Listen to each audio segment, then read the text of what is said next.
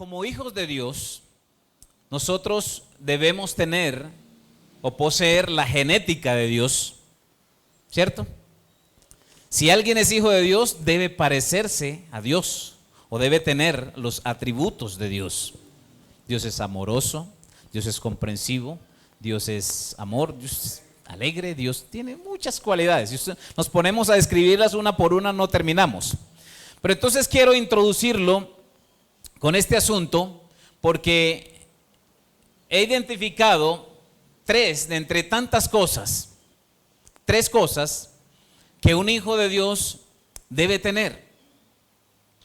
Tres, porque hay muchas, pero quiero hablar hoy de tres específicas. Porque el hijo de Dios, ¿quién fue el hijo de Dios? ¿Y usted qué es? Muy bien. O sea que usted es un cristico. Sí, en serio, somos Cristos. Usted sabe que la palabra Cristo es enviado. ¿Sí? Somos Cristos. Cristicos pequeños, que no tenemos digamos, el calificativo o la grandeza que tuvo Jesucristo, o sea, el enviado de Dios.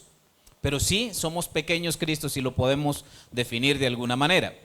Entonces, todo aquello que Jesús mostró, que Jesús modeló, debe también ser modelado en nosotros que nos llamamos hijos de Dios. Y le voy a hablar de tres cosas muy específicas que sé que usted se va a identificar, o si de pronto dice, no, yo como que no me siento así, hoy es el día para que usted entienda lo que es ser un hijo de Dios y está invitado a ser un hijo de Dios, porque los hijos de Dios somos parecidos a Dios. ¿Está de acuerdo conmigo? Muy bien, entonces estas tres cosas son, se las voy a primero a bosquejar así, son tres cosas, apúntelas allí: fe genuina. La segunda, dependencia absoluta de Dios. Y tres, servicio eficaz. Una fe genuina, una dependencia absoluta de Dios y ¿un qué? Un servicio eficaz. Tres cosas que hoy, con la ayuda del Espíritu Santo, quiero introducirla en su corazón de tal manera que usted se identifique y diga, qué bendición. Me siento realmente un hijo de Dios. Ahora, la gran mayoría de personas de nuestra sociedad o de nuestro planeta se consideran hijos de Dios, pero si vamos a las Escrituras, realmente podemos definirlo como un no. Porque el Señor Jesús fue muy específico cuando dijo, solo los que han nacido del Espíritu tienen la potestad de ser hechos hijos de Dios. Los demás todos fueron y son, todos los seres humanos son criaturas hechas por Dios, o sea, creación de Dios. Pero el apelativo de hijo solamente lo adoptamos cuando nacemos de nuevo, porque nacimos con una semilla de pecado y crecimos alimentando esa semilla de pecado, entonces nos convertimos en personas realmente ajenos de las bendiciones y de esa imagen precisamente de Dios, que fue lo que Él quiso impregnar en la humanidad, o que impregnó en la humanidad.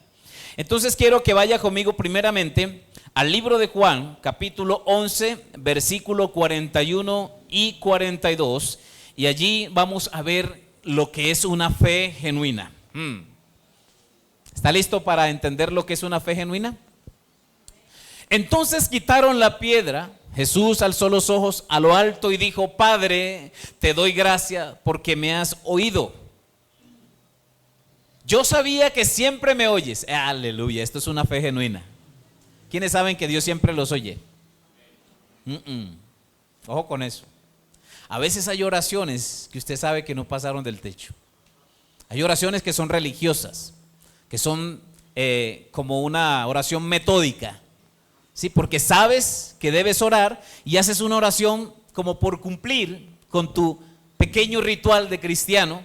Ya oré, pero sabes tú que realmente fue una oración que no fue escuchada por Dios. El Señor Jesús dijo, yo sabía que siempre me oyes, pero lo dije por causa de la multitud que me rodea, para que crean que tú me has enviado. Esto y muchos textos definen a Jesús como un hombre creyente. Escuche. Aunque era Dios, Él dependió siempre de la fe que tenía y la convicción que tenía en que Dios siempre lo escuchaba. Y decía, yo sé que el Padre me ama porque yo hago siempre su voluntad. Yo sé que el Padre siempre me escucha.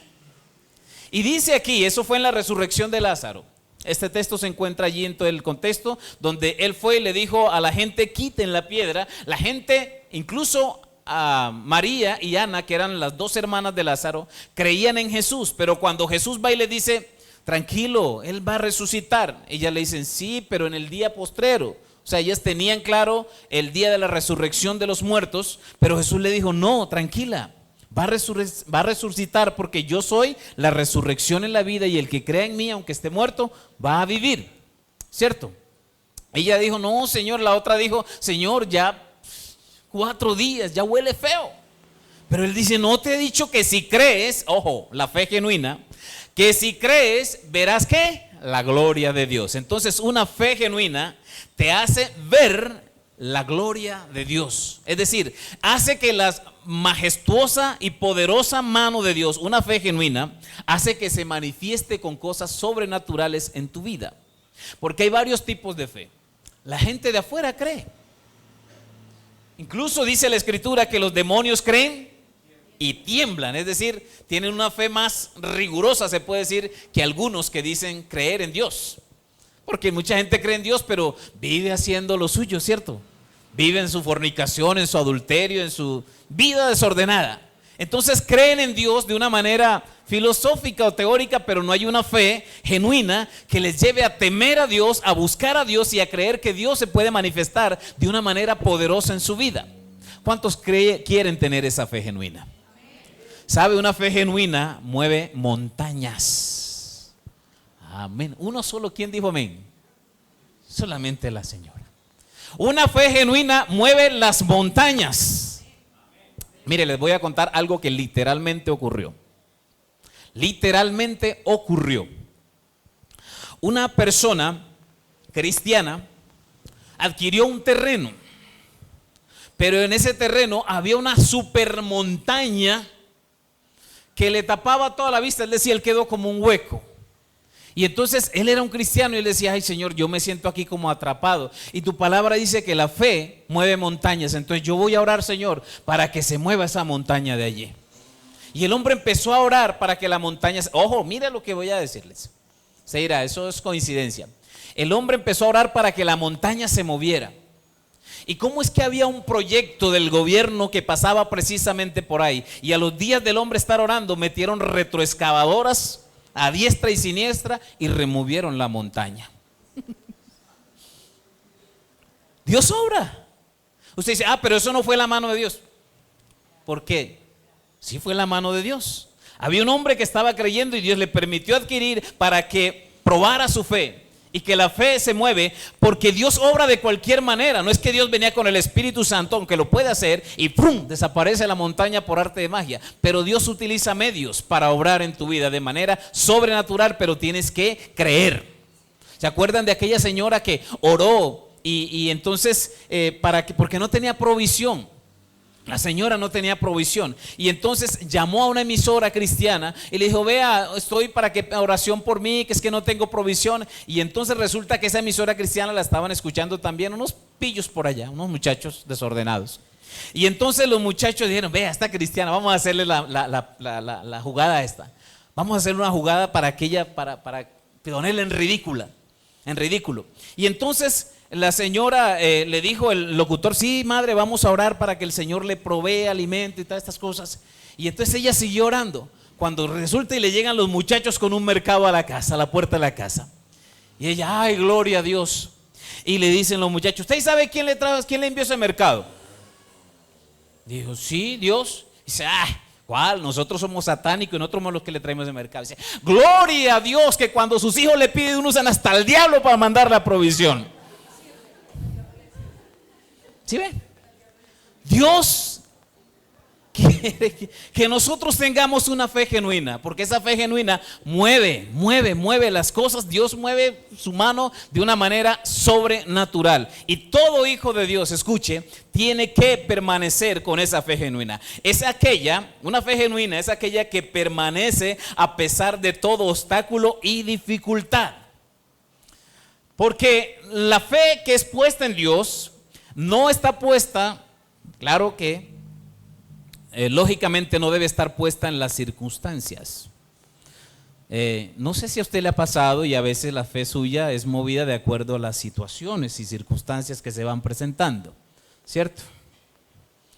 De acuerdo a que, bueno, si tiene un buen empleo, está ganando, uy, gloria a Dios, y ahí está bendiciendo al Señor. Pero cuando pierde el empleo, o no le han pagado quizás un dinero por allá, usted se le mete como el Chuquis y empieza entonces a mover manos por aquí, a demandar a la gente. Mire, a mí en una ocasión, y lo testifico como antitestimonio, si se puede decir, pero porque a veces nuestra fe y a veces las situaciones nos mueven. En una ocasión un tipo me robó de frente 2.200.000 pesos, así de frente, no que me lo sacó del bolsillo, sino que no me los quiso pagar.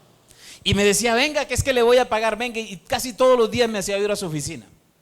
Y un día me dijo, venga, que es que le tengo platica. Y yo fui. ¿Y cómo es que cuando llego, hombre, es que acabo de pagar una plata, hombre, te demoraste mucho? Le comento que ese día sí el Chucky como que casi se me sale. Yo literalmente me arremangué la camisa. Gracias a Dios que mi esposa estaba allí, ¿cierto? Me dijo, amor, cálmate. Yo vi a este hombre como que ya botando sangre por esa nariz. Yo fui boxeador. Y literalmente me dio mucha ira. No porque por la plata, yo he perdido mucha más plata, pero era como por ¿cómo se llama eso? Es como la burla, venga, que sí, y si me salía con no, ¿cierto? Eso fue lo que me dio ira. Se me salió ese día. Ya le pedí perdón al Señor, tranquilo, no pasa nada. Y tranquilo que no le voy a cobrar los que me dé, no. Por eso más bien no presto plata, más bien regalo. Porque yo sé que cuando uno presta quizás y no le pagan, es mejor que no. Hombre, si no tiene con qué pagar, más bien pida, ¿sí o no? Lo que quiero decirle entonces es que la fe nuestra a veces se deja o la dejamos que las circunstancias como que entorpezcan ese nivel de fe que debe depender de Dios. ¿Sabe? Cuando eso ocurrió, yo estaba mortificado. Cuando eso ocurrió, las puertas se me empezaron a cerrar. Pero me liberé de todo eso, perdoné a ese señor, le puse esa deuda al Señor en sus manos y dije, Señor, usted es más rudo que yo y usted sabe cobrar mejor que yo, entonces cóbrele. No sé qué pasará con él, no sé, pero sí sé que Dios tomó el control de la situación y me dio descanso y las puertas se me empezaron a abrir nuevamente. Porque a veces cuando nuestra fe no está puesta en Dios, sino quizás en el dinero, en el trabajo y en muchas cosas, las cosas no empiezan a fluir, mis amados.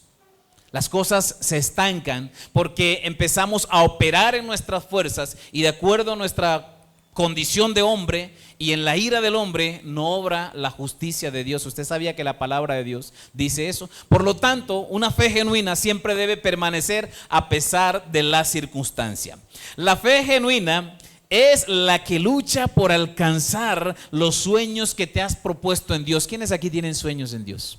Pero quizás has dicho, no, yo eso lo veo muy lejos. Eso como que no es posible para mí. No, ¿qué tal? Eso es para la gente que es más capaz, que es más estudiosa, para gente quizás del poblado, de la América, de San Lucas, eso no es para un comunero de la Comuna 3. No, ojo, la fe genuina se propone alcanzar sueños y en Dios son posibles. Amén. El Señor le dice ahí a Ana, ¿no te he dicho que si crees verás la gloria de Dios? Sabes que nuestras fuerzas son limitadas y nuestras fuerzas están muy condicionadas por lo natural. ¿Me explico? Cuando tú empiezas un camino en lo natural, inmediatamente ves obstáculos, empiezas a desmayar, empiezas a retroceder y empiezas a cambiar de camino, de proyectos, a ver por dónde te ubicas mejor. Pero la fe que es determinante, la fe que es genuina, no retrocede a pesar de. Y eso nos lo enseñaba el Señor Jesucristo. Amén. Lleve ya. Y él dijo, ¿qué importa? A mí no me importa que ya haya pasado 4 días. Ojo, y la fe genuina es la que vence al mundo. ¿Sabe qué significa esto? Que es una fe inquebrantable. ¿Dicen amén? La fe genuina es una fe inquebrantable. Lleve ya. No, ¿y qué pasa? A mí no me importa si lleve. Yo tengo la autoridad y la convicción en mi Padre, que siempre me escucha, de que si Él me dice en Marcos capítulo 11 versículo 24 que todo lo que pida tengo que orar creyendo que ya lo tengo, y así se va a hacer posible. Esa es la fe genuina, que cuando ora y pide, cree que ya eso que pidió está hecho. O sea, es algo de locos. ¿Cómo ilustro esto? Cuando alguien está esperando bebé, que no hay aquí ninguna embarazada, las 2 embarazadas no vinieron hoy. Por allá está, Alejo está embarazado, pues su esposa. ¿Cierto? Ellos están convencidos, aunque no lo han visto, que allá adentro hay un fruto de ellos dos, de su amor. ¿Cierto? Y que esperan ansiosamente verlo, pero no lo han visto. La fe es algo así. Creo que lo voy a ver, creo que lo voy a alcanzar, aunque no lo haya visto. Creo que es mío, creo que lo obtendré, aunque el mundo entero y el diablo y todo su ejército de demonios diga que no. Yo sigo creyendo que sí. ¿Sabes? Este tipo de fe vence al mundo, es decir, la filosofía y el pensamiento humano y la mentalidad humana de mediocridad, que siempre quiere conformarse con lo poco que tiene o lo poco que le rodea. La fe genuina es una fe que va mucho más allá. Es una fe que cree en el creador de los cielos y de la tierra. Es una fe que cree en aquel que dijo donde no había nada, sea la luz, sea la tierra, sepárese las aguas de la tierra. Es una fe que cree en el creador. ¿Sí me explico? Pero que cree creyendo que el creador es dador de las cosas que para la gente es imposible. Yo no sé si usted está entendiendo lo que yo le estoy diciendo. Yo no sé si su mente y su fe está siendo retada en esta mañana. Si usted como hijo de Dios está creyendo de una forma superficial y se está conformando y creyendo, no, que se haga la voluntad de Dios. Esa es una oración conformista y una oración que no cree al Dios que hace cosas maravillosas y sobrenaturales. La gente cree que con decir, que se haga la voluntad de Dios, es decir, bueno, si Dios me quiere dar lo que sea, yo me conformo. Eso no es así. Eso no es así. Yo tengo 3 hijos. ¿Y usted cree que ellos me piden cositas? Ellos, cuando Holman yo le digo, va y siempre pide lo alto, por lo mejor. ¿Cierto? Y yo, pero es que este sí es pinchado. Él quizá no sabe cómo estoy yo de recursos, pero él como hijo cree que yo le debo dar cosas buenas, igual mis hijas, que en el momento en que no hay, yo le digo, hijo, confórmese con lo que tengo hasta el momento, hermano. ¿Sí? Algo de combate por el momento, después vendrán las cosas mejores, pero él en su corazón, ¿sí?, siempre quiere lo mejor, y yo como padre también quiero lo mejor para ellos, lo mejor. Yo no me siento satisfecho cuando le doy cosas que quizás los recursos solamente dan para eso. Yo no me siento feliz. Sí, pero en el momento tenemos que caminar así, porque no hay para más. ¿Usted se identifica conmigo? Sí. Porque no me puedo yo quizás meter en una deuda de una cantidad de plata por darle un gusto que realmente no es tan necesario, pero el deseo de su corazón es tener lo mejor y el deseo de mi corazón es darle lo mejor. A eso voy. Cuando Dios nos entregó una fe, yo una vez entendí que la fe era esto. Mire, la fe genuina era esto. Póngame atención.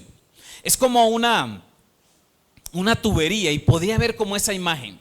Es como una tubería gruesa que asciende desde aquí donde nosotros estamos, y que cuando oramos con fe, esa tubería llega como hasta al trono de Dios, y allí tiene una boca grande. Yo una vez veía como esa imagen, y que cuando nosotros estamos como por acá, no sé, cuando niño usted utilizó el teléfono que era con un hilito y un cartoncito acá, ¿sí? Que usted hablaba, ¿sí o no? Y hablaba y se escuchaba, Se escuchaba ya muy poquito, pero se escuchaba. Y que así es cuando nosotros oramos, es como un conducto que sube hasta la presencia de Dios y Dios por ahí mismo lo envía y hasta acá llega. Así es la fe genuina. Yo lo entendí así.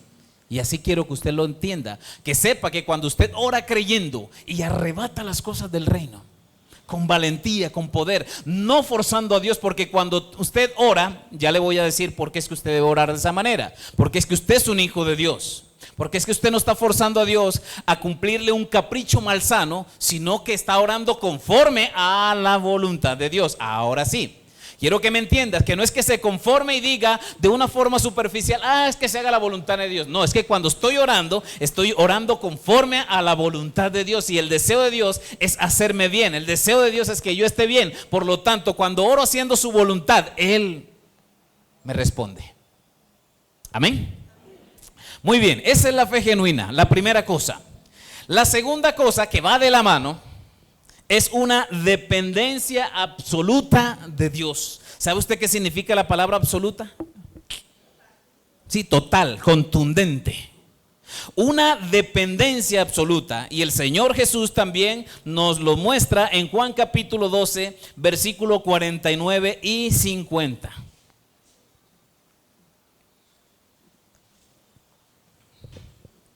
¿Estamos?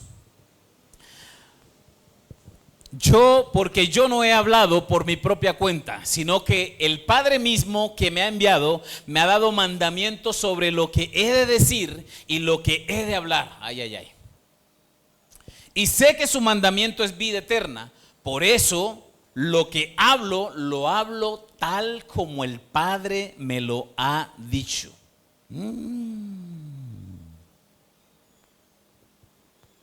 Ojo, y era Dios. ¿O es Dios, Jesús? Yo creo que, no sé si usted está dimensionando esto. Jesús, siendo Dios, nunca hizo su propia voluntad. Nunca vivió independiente de la voluntad del Padre. Y cuando era confrontado, Él decía, ustedes verán si me escuchan o no me escuchan, si me obedecen o no me obedecen, pero lo que yo estoy diciendo, lo que estoy hablando, no lo estoy hablando por mi propia cuenta, porque a mí me da el quiero, sino porque el Padre me ha enviado solamente a decir y hacer estas cosas. ¿Usted sabe cuántos dolores de cabezas nos evitaríamos si aprendiésemos a depender absolutamente de Dios? ¿No ha dimensionado un poco? ¿Cuántas metidas de pata, hablándolo vulgarmente, ha cometido usted? ¿Cuántas faltas, cuántas heridas ha causado? ¿Cuántos desajustes emocionales ha tenido? ¿Cuántos problemas ha llevado a su casa, a su familia, a sus hijos? Porque usted no es dependiente de Dios, sino que a veces se les mete el chuki y hacen cosas que no deberían estar haciendo. Estoy utilizando mucho la palabra. ¿Saben quién es Chucky, sí o no? ¿Ustedes vieron la película? Un muñeco feo, diabólico. ¿Sí? Estoy hablando de esto porque es que con Dios, si creemos en Él y dependemos, que eso va de la mano. O sea, tener una fe genuina es depender absolutamente de Dios. O sea, esto es como el mismo punto pegadito. Es depender en todo lo que hablo y en todo lo que hago, porque de esa manera, ojo, el Padre que mora en mí, por eso les decía que si somos hijos de Dios debemos tener la simiente de Dios en nosotros. Debemos tener los atributos, por decirlo de alguna manera, o los frutos del Espíritu Santo en nosotros. Los atributos de Dios no los podemos tener, perdón, me retracto. Porque los atributos de Dios es que Él es omnipresente, omnisciente y todopoderoso, ¿sí? Eso no lo podemos tener nosotros. Pero los frutos del Espíritu Santo sí se tienen que evidenciar en nosotros porque somos hijos de Dios. Y el Espíritu Santo que mora en nosotros, desde allí va a empezar a aflorar todos esos frutos especiales. Entonces la dependencia total del Señor Jesús debe ser una motivación para nosotros. Nosotros no somos Jesús.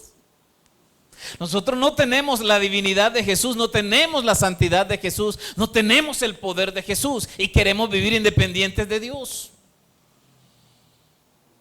Jesús lo pudo haber hecho, vivir independiente de Dios, y era válido porque Él era Dios, pero ni aún así Él lo hizo. Y lo declara allí, dice, lo que yo hablo no lo hablo por mi cuenta, lo que digo no lo digo por mi cuenta, es porque el Padre me ha dado mandamiento de que haga las cosas de esta manera. ¿El Padre a usted le ha dado mandamiento? ¿Usted al leer la Biblia se ha encontrado con los mandamientos de Dios? ¿Cierto? De que no debe mentir, pero manda al hijo y le dice, venga, vaya, diga que yo no estoy, cuando llegan a cobrar el contadito. Venga, dígale a ese chepito que yo no estoy. O si llaman por teléfono, no, yo no estoy. El Padre ha dicho que usted no debe adulterar, no debe fornicar. Tiene mandamiento, pero usted quiere vivir una vida independiente de Él, haciendo su propia voluntad. Y luego clama a Él diciendo, Padre, ¿por qué me has abandonado? Padre, ¿por qué no me escuchas? Padre, ¿por qué eso? ¿Por qué? Todo el que hace la voluntad de Dios de acuerdo a su palabra es oído, es protegido, es guardado, es respaldado por Dios. ¿Sabes? Jesús nunca tuvo miedo de enfrentar su realidad, su misión. Nunca. Él en un momento sintió aflicción porque lógicamente era humano. Sí, 100% hombre, 100% Dios. Cuando oró, ¿se vieron la película de la Pasión? Estaba afligido allá en el huerto del Getsemaní, orando porque iba a cargar el peso del pecado por nuestras culpas, ¿cierto? Pero él nunca tuvo miedo, y cuando lo amenazaban, él antes le ponía el pecho al asunto y le decía, cuando Herodes le mandó a decir, venga, díganle a Jesús, o Jesús le mandaron a decir, váyase que es que Herodes lo anda buscando para matarlo, hermano. Y él dijo, dígale a esa zorra que no me persiga, que yo sigo haciendo la voluntad del Padre, que hoy día echo fuera demonio y mañana cumplo la obra que he venido a cumplir. O sea, el hombre estaba parado porque sabía quién estaba con él, porque creía en el Padre de tal manera que sabía que siempre era escuchado, y porque dependía absolutamente de él, y en todo lo que él emprendiera sabía que tenía el respaldo del Padre. Una dependencia absoluta de una persona te da garantía y te da seguridad. ¿Quiénes tienen bebés de brazo? No, pero ya no está de pecho. Un bebecito de pecho depende 100% por 1000% de su madre, ¿cierto? Y con gritos y con movimientos, con gestos, qué sé yo, ustedes que son madre, saben cuando el bebé o está sucio o tiene hambre, ya empiezan a identificar como las reacciones del bebé. Y el bebé hace eso porque él sabe que al hacer eso, en su pequeño cerebro, pero instintivo, él sabe que al hacer eso inmediatamente tiene una respuesta de su madre, que lo va a limpiar, lo va a amamantar o lo va a cuidar, ¿cierto? Pues el Señor nos dice que debemos ser ¿qué? Como niños. Tu niña, ¿cuántos años tiene? 7, pero depende totalmente de ti. Tú estás al cuidado de ella, lo que ella pida, tú se lo das, porque es tu hija. ¿Qué padre hay de vosotros, dice el Señor, que si su hijo le pide pan, le dará una piedra, o si le pide pez, le dará una serpiente? Ninguno. O alguno aquí, el hijo niño le está pidiendo pan y dice, tenga esta piedra, vaya y cómasela, lícuela, usted verá qué hace con ella. ¿Sí? No. O si le pide pan, ve y voy a buscar una anaconda por acá, anda, cométela, vaya, frítela. No. Siempre quiere darle buenas cosas a sus hijos. Y dice, ¿cuánto más? Dice, si nosotros siendo malos, ustedes que son malos, son pecadores, saben dar buenas cosas a sus hijos, ¿cuánto más vuestro Padre Celestial no dará buenas cosas? Dice en una palabra, en una parte, y en otra dice, dará el Espíritu Santo a los que lo pidan. Es decir, aquellos que dependan y sepan que necesitan de Dios para vivir, sepan que necesitan de Dios para actuar, que necesitan de Dios para vivir en familia, que necesitan de Dios para tener una vida íntegra. Necesitamos ser dependientes de Dios. Por favor, no se encierre en su caparazón de hombre humano pecador y creer de que toda se la sabe, porque no le digo más. No la sabemos. No somos lo suficientemente vivos ni astutos para sobrevivir sin Dios. Usted dirá, eso es mentira, como hay gente que vive sin Dios. No viven, está muerto, dice la Escritura. No, ¿cierto? La Escritura dice, deja que los muertos entierren a sus muertos. Una dependencia absoluta es escuchar la dirección de Dios para actuar. Es tener en cuenta lo que hagas y siempre debes glorificar a Dios con ello. Es simplemente despojarse del todo en sus poderosas manos. Capítulo 14, versículo 10 de Juan también dice algo poderoso, hablando de la dependencia absoluta de Dios. Capítulo 14, versículo 10 de Juan. Se le perdió. ¿No crees que yo estoy en el Padre y el Padre en mí? Las palabras que yo os digo no las hablo por mi propia cuenta, sino que el Padre que mora en mí, Él es el que hace las obras. Ay, ay, ay. Mi amado, ¿tiene usted conciencia de que todo lo que usted hace es movido por Dios? ¿O es movido por usted? ¿O es movido por una influencia? ¿O es movido por una situación o una circunstancia? Se lo repito. ¿Tiene usted conciencia de lo que está haciendo? Si lo hace movido por Dios, movido por usted mismo, por su conciencia o por las circunstancias que le rodean. ¿Cuántas veces actuamos neciamente porque no me gustó aquello? Porque lo que me hicieron me desagradó. ¿Cuántas veces maltrato quizás a mis hijos, a mis seres queridos, porque tengo un desajuste emocional, porque no me fue bien en el trabajo, porque X o Y motivo? ¿Sí o no? Nosotros como seres humanos somos muy movidos por las situaciones y las circunstancias. Y a lo último, cuando vemos las consecuencias de nuestras acciones y nuestras actitudes, entonces ya es como difícil. ¿Por qué no cuidar más bien el vaso de cristal que tienes en tus manos y no luego tratar de unir sus piezas cuando ya se te ha reventado? ¿Aló? Dice la Escritura, hombres, que debemos cuidar de nuestras esposas como a vaso más frágil. Dice a las esposas que deben respetar a sus esposos y someterse en todo. Dice a los hijos que deben respetar a sus padres. Dice a los padres que no deben exasperar a sus hijos. O sea, todas esas cosas que hacemos, las hacemos emocionalmente y movido por las circunstancias. Y luego que ya está el vaso roto o que está la leche regada, es muy difícil volver como a recuperar las cosas para llevarla a su estado normal. Porque la dependencia de Dios lo que hace es que te da la sabiduría necesaria para manejar todas las situaciones y circunstancias de acuerdo al plan que Dios tiene para contigo como familia, como empresario, como trabajador. La dependencia de Dios te lleva por caminos de rectitud, te lleva por caminos sanos, te lleva por un camino de bendición, la dependencia de Dios. ¿Has visto hombre sabio en su propia opinión? Dice la Escritura. O a los hombres dice que todos los caminos le parecen perfectos en su propia opinión, pero al final ¿qué? Es camino de muerte. Y lo último es, primero, fe genuina, segundo, dependencia absoluta, y lo tercero es el resultado, un servicio eficaz. ¿Por qué hablo de esto? Juan capítulo 12, versículo 24, y nuevamente el Señor Jesús nos da testimonio de esto. Dice el Señor Jesús, en verdad, o en otra versión dice, de cierto os digo que si el grano de trigo no cae en tierra y muere, queda solo, pero si muere, produce mucho fruto. ¿Cuánto le tiene miedo a la muerte? Levanten su mano, de verdad. ¿Sí? A la muerte normal, natural. ¿Sí? Le tienen miedo. ¿Por qué? Porque están muy apegados aquí o porque piensan que todavía no han hecho lo que deberían hacer, porque le van a quedar los hijos, los nietos pequeños, porque todavía no ha encontrado su príncipe azul, porque todavía no ha experimentado el amor a su plenitud, porque todavía le faltan muchas cosas. Quizás muchos tendrán como excusa eso, o es lo que les lleva como a temer y decir, no, todavía no he alcanzado todos mis sueños, todavía me faltan muchas cosas por hacer en mi familia, en la tierra, qué sé yo.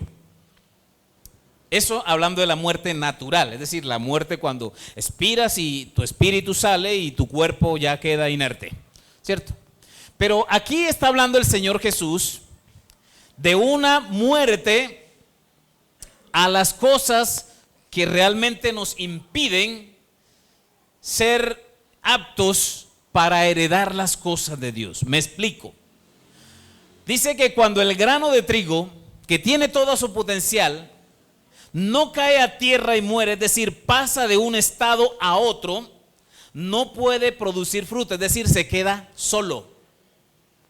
Y el granito está allí, tiene todo el potencial para ser un árbol, una mata, qué sé yo. Pero si no cae o no pasa de ese estado a otro, no puede producir fruto. Lo que me está diciendo el Señor aquí es que el cristiano, ojo, que tiene una fe genuina y que depende de Dios, como resultado debe estar muerto a un montón de situaciones que le han impedido ser un verdadero heredero del reino de Dios y de sus bendiciones. ¿A dónde quiero llegar? Hay cosas que tú fuiste destinado para heredar. Tú no te las ganaste porque fuiste el mejor, porque tus méritos daban para lograr ciertas cosas, sino porque Dios en su gracia y misericordia quiso que fueses heredero de eso.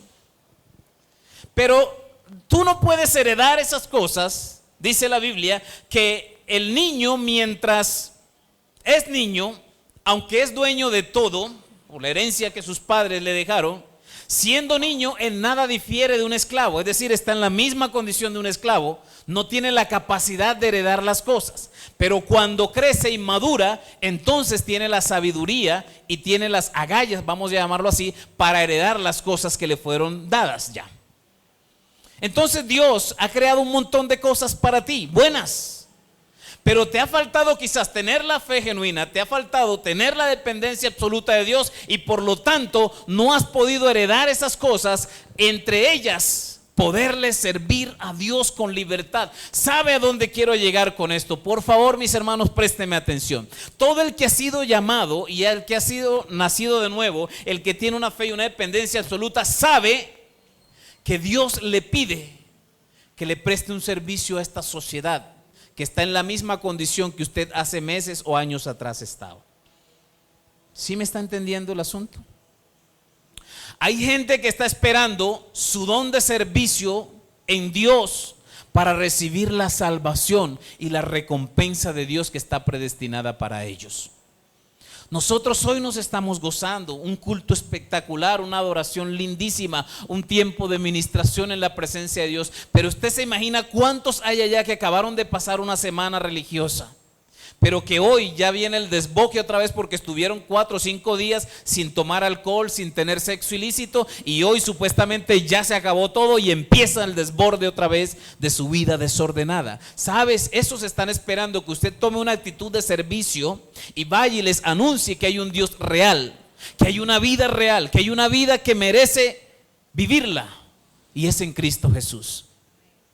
Y eso depende de que nosotros tomemos una actitud de servicio, de hacer entenderle a esa gente y de no ser egoísta. Yo llamo, cuando usted no evangeliza, usted es un egoísta, porque usted está disfrutando de algo muy bonito, si es que lo está disfrutando, si no lo está tomando como una carga, porque hay quienes toman el evangelio quizás como una carga, ¿cierto? Y se les convierte en algo tan pesado que terminan tirando la carga a un lado y seguir sin ella. Pero si usted está disfrutando porque está en Cristo, usted está gozoso, tiene el gozo de la salvación, tiene el Espíritu Santo de Dios, tiene la bendición de Dios sobre su vida, usted puede tranquilamente. Ahora, cuando Carlos hablaba de que ustedes están en bajo, se me venía a la mente yo, cuánta gente está ansiosa y están contando los días para cuando llegue el mundial, ¿cierto? ¿Faltan cuántos días? Están calladitos porque sabía que... Gabriel, ¿cuántos días faltan? 30 y algo, 40 y algo. ¿Y sabe qué pasa en un estadio? ¿Usted ha visto un estadio?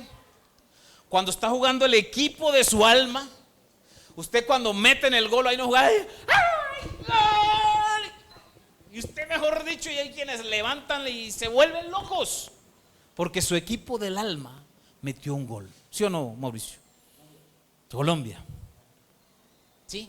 Y están esperando los días, hay una expectativa, el mundo está paralizado porque va a llegar la fecha del mundial.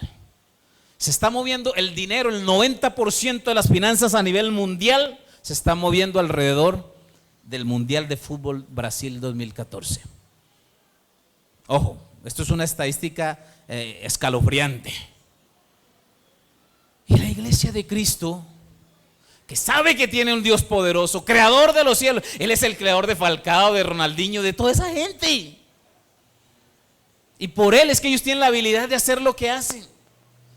Y le damos, ahí nos dice la Escritura, ojo, y esto se puede convertir en idolatría, que le dan más honra a las criaturas que al Creador.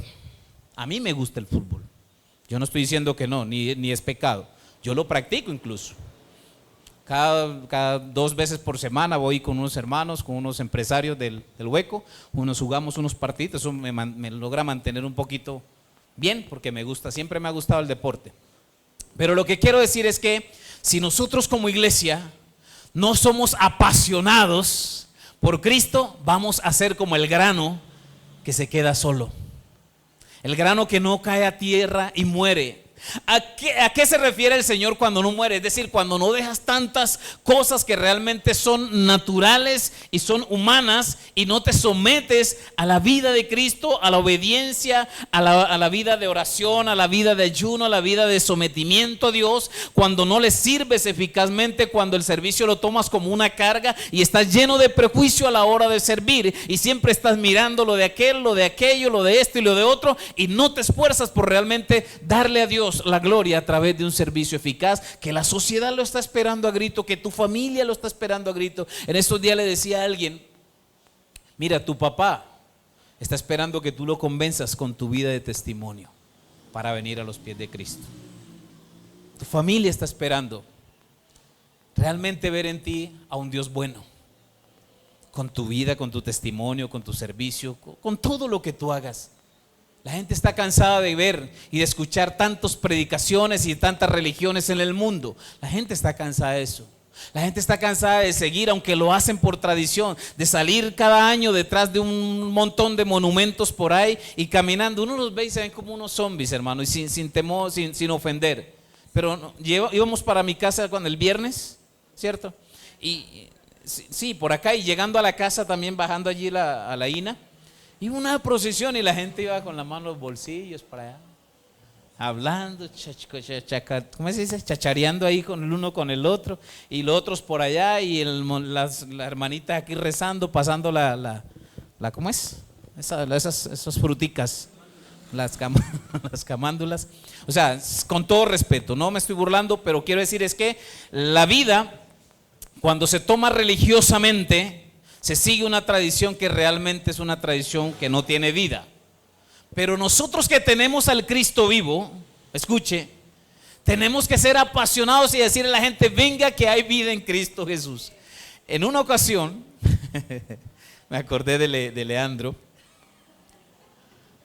un hermano en Cristo. ¿Ah? No, porque no es de aquí y hace mucho tiempo, y él ya no está en Cristo tampoco. Se llama Leandro.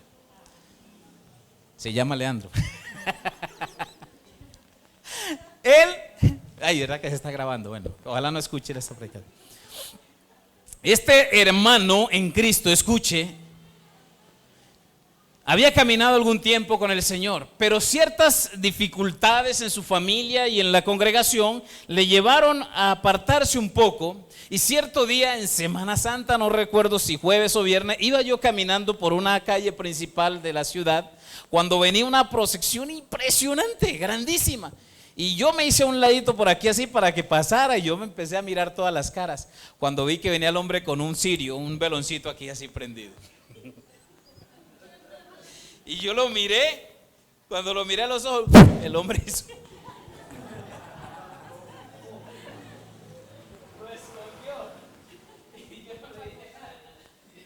Lo saludé y seguí mi camino.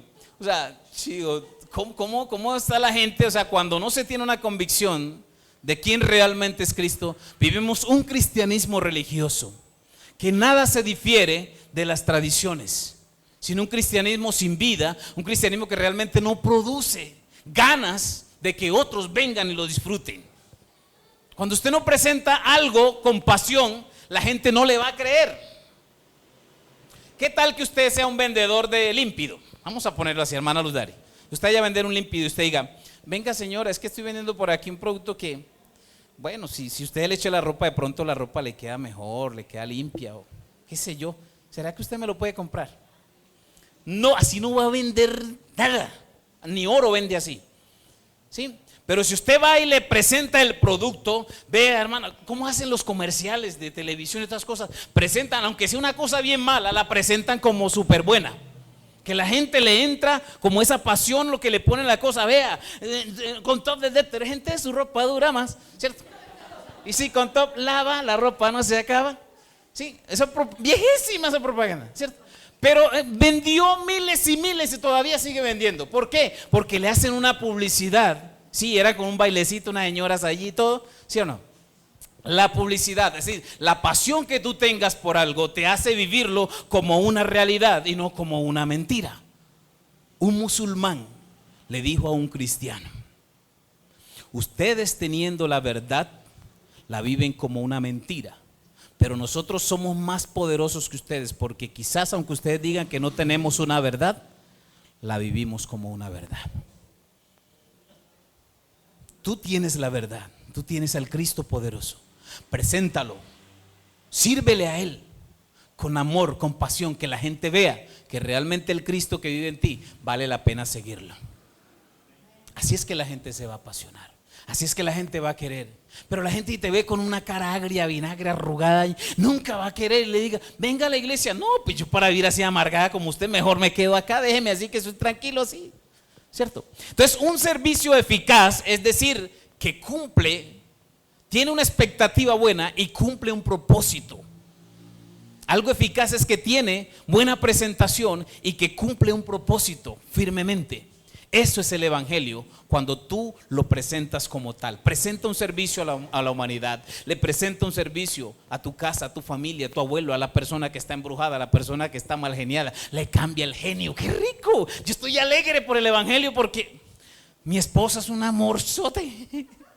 Mi esposa tenía un genio. Sí, tenía, ¿cierto, amor? De esos genios, que Dios, gracias Señor por salvarla. Sí, en serio, yo me siento beneficiado por el evangelio. Yo, aunque era un asolapado también, porque aunque no era un genio explosivo, era un genio de esos que por allá que se queda callado pero que no dice nada. Sí, no hace nada pero hace mucho. ¿Sí o no? ¿Usted ha visto esos genios que son así, como que no explotan pero no te me arrimes? Así era yo. Entonces el evangelio trae un servicio. Cuando tú lo presentas como un servicio bueno, trae unos beneficios eficaces. Como resultado vamos a ver frutos en las familias, que es el proyecto, que es el propósito, que es la visión de esta iglesia. Es ganar a las familias para Cristo. Pero los vamos a ganar cuando, ojo, creamos a Dios verdaderamente, cuando dependamos de Él, cuando sirvamos eficazmente, y eso va a traer unos frutos espectaculares. Vamos a ver familias convertidas. Mire, la gente está llegando sola, sin que usted haga una labor evangelística, porque estamos en un lugar, y gloria a Dios por eso. Sí, pero la gente llega quizás casi que sola. ¿Qué tal cuando la gente realmente empiece a ver un Cristo vivo, un Cristo amoroso, un Cristo servicial, sanador, restaurador, proveedor en cada una de sus familias? Su familia se va a convertir en un faro de luz donde la gente va a querer ir a buscar consejo, donde la gente te va a preguntar: Daisy, ¿qué estás haciendo? Porque tu rostro ha cambiado, porque ahora ya no se ve la tristeza que antes se veía. La gente va a empezar a ver que en ti hay un cambio realmente. Cuando le digan a la hermana Yamile, ¿usted a dónde fue? Que ya no tienes enfermedad, porque hoy el Señor te va a sanar. El evangelio, dice el apóstol Pablo: no me avergüenzo del evangelio, porque es poder de Dios para salvar a los que creen. Salvar, sanar, restaurar. Pero como hijos de Dios tenemos que apropiarnos de ese evangelio. Tenemos que apasionarnos de ese evangelio.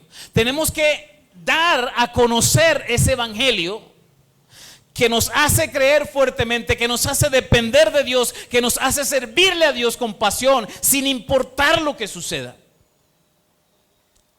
Soy testigo de que cuando le sirvo a Dios, mi espíritu se apasiona más por Él. En algunas ocasiones intenté dejar el servicio a un lado porque veía muchas situaciones que me incomodaban dentro de la iglesia, la congregación donde me congregaba en esos tiempos.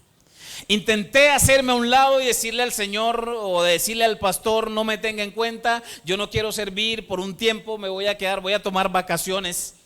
Pero sabes, eso me hacía tanto daño, tanto pero tanto daño, que mi vida espiritual empezaba a menguar de tal manera que me tenía que sacudir y decirle: Señor, perdóname, e irme y presentarme delante del pastor y decirle: pastor, perdóneme, aquí estoy a disposición, ¿qué hay que hacer? Porque el servicio es yo lo tomo así, es un bastón en el cual me apoyo, me sostengo, porque eso me produce vida, porque tengo una responsabilidad conmigo mismo, con Dios y con la gente que Dios ha puesto por delante de mí para enseñarle, para ayudarle, para aconsejarle, ¿cierto? Entonces, cuando el evangelio se convierte en ti, en eso, en un servicio, en una ayuda que tú vas a prestar a la sociedad, tú eres el primer beneficiado, porque tú eres el canal.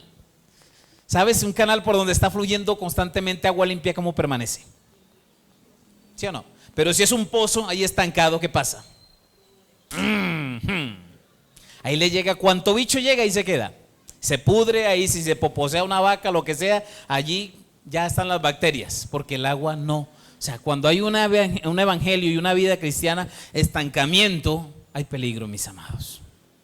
Hay peligro. Por eso hoy la palabra es: despiértese, crea en Dios con una fe genuina, dependa absoluta de Dios y sírvale a Dios. Hay muchas áreas. El servicio no es solamente aquí. ¿Quién ha dicho que el servicio es solamente pararse acá adelante y hablar, o coger un instrumento y cantar? No, hay mucho que hacer. Tu familia necesita que le sirvas, tus vecinos necesitan que le sirva, tus compañeros de trabajo necesitan que les sirva, tus compañeros de estudio están esperando un servicio tuyo, que les hables del evangelio, que sean libres, que empiecen a entender la vida realmente como es.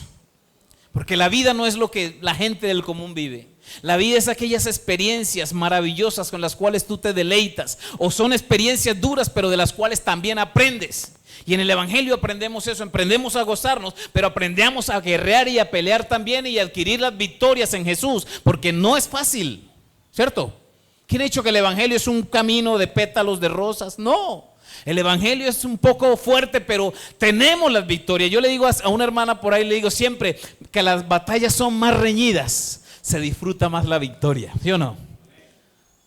Cuando alguien es más difícil de conquistar, cierto que cuando la conquistas, como dice: ¡ay! Ya la atrapé, ya la envío, ahora sí, ya aquí. Sí, pero las cosas fáciles, como dicen por ahí, lo que no nos cuesta, hagámoslo fiesta.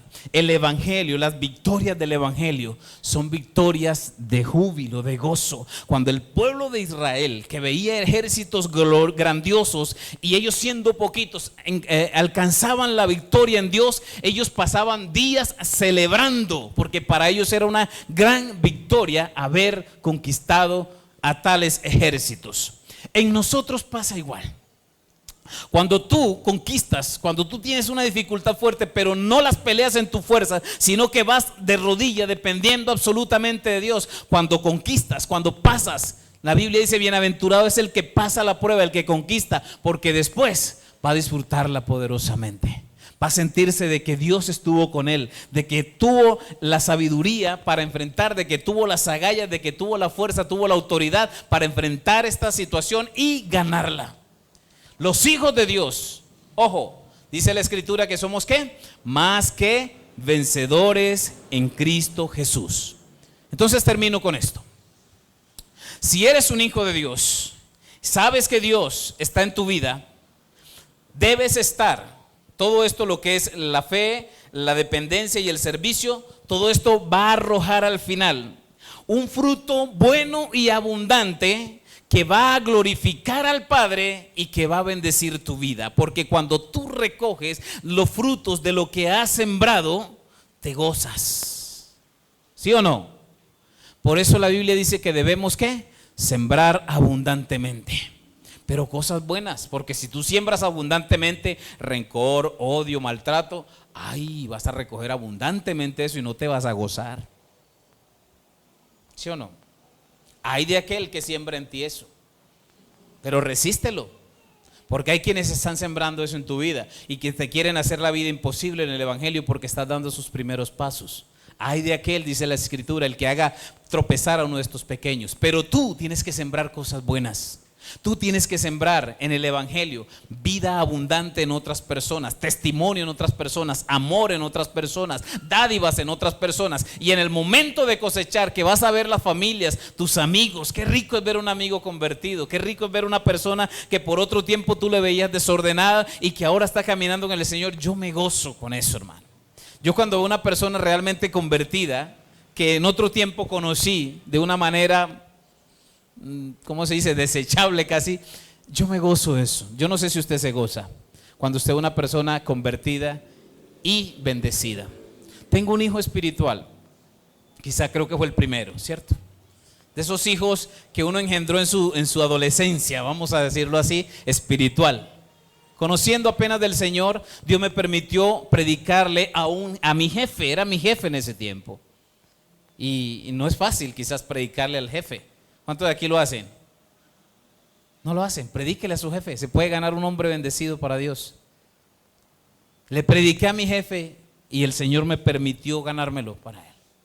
Y hoy en día me gozo porque es un hombre supremamente bendecido, un hombre supremamente temeroso de Dios, un hombre que glorifica a Dios con lo que Dios le ha dado, porque le ha dado riquezas.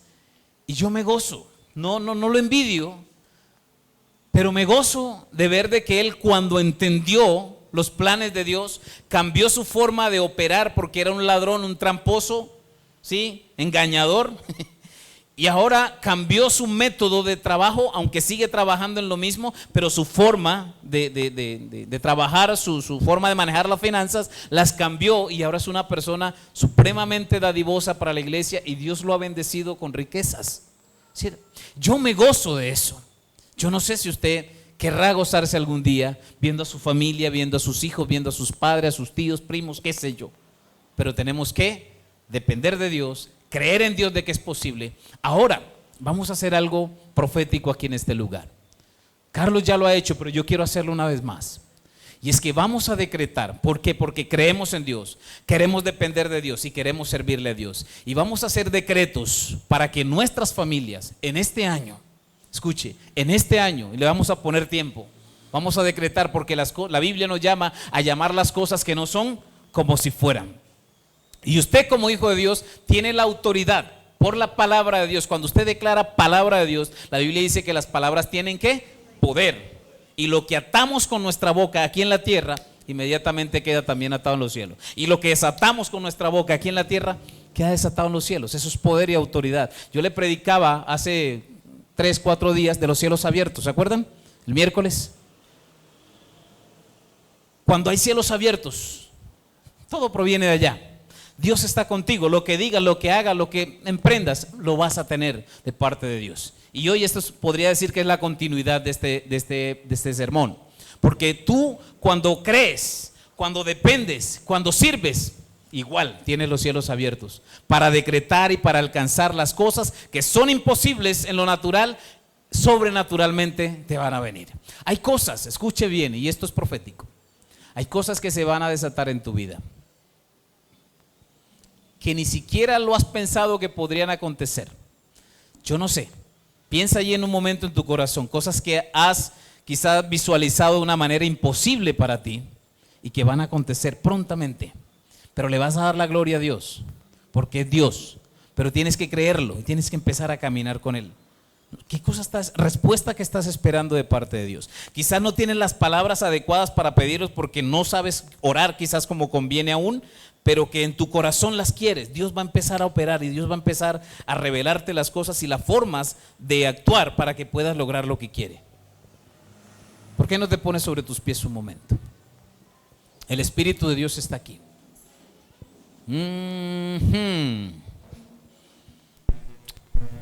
Aleluya. Cierra tus ojos, cierra tus ojos, cierra tus ojos allí, cierra tus ojos. ¿Sabes? Puedo visualizar en mi espíritu literalmente lo que vio el profeta Ezequiel. Un trono y desde el trono salían unas aguas que primero eran a los tobillos, luego a las rodillas, luego a los lomos y luego se subieron de tal forma que ya la gente no podía caminar, sino que tenía que nadar. Veo como una unción gloriosa del Espíritu Santo va a empezar a inundar tu vida, iglesia.